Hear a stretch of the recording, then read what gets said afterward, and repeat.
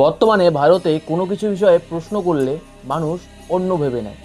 কেউ বলে দেশদ্রোহী, কেউ বলে অ্যান্টি ন্যাশনাল, কেউ বলে পাকিস্তানি, কেউ বলে বাংলাদেশি। আর সুপ্রিম কোর্ট আমাদের বলে দেয় যুবকদের যে তারা আরশোলা। सामाजिक तत्व लगे कि कहें कि कोचिंग उड़ा देंगे 2 दिन के अंदर और गार्ड को मार के इतना लहूलुहान कर दिए कि अभी एडमिट है। রিসেন্টলি কয়েকটা নিউজ সব থেকে বেশি সামনে আসছে। একটা হচ্ছে যে খান স্যারের কোচিংয়ের সামনে 8-10 রাউন্ড গুলি করা হয়েছে, যেটা খান স্যার নিজে স্বীকার করেছে। আদিত্য স্যারের কোচিংয়ে ফাইন করা হয়েছে।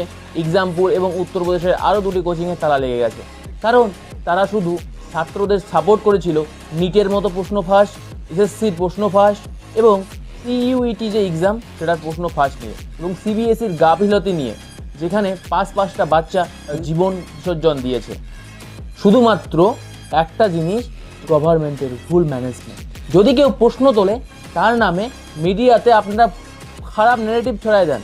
মিডিয়াতে এই মুহূর্তে এইসব দিক থেকে ভটকানোর জন্য একটা জিনিসকে খুব প্রায়োরিটি দেওয়া হচ্ছে, সেটা হচ্ছে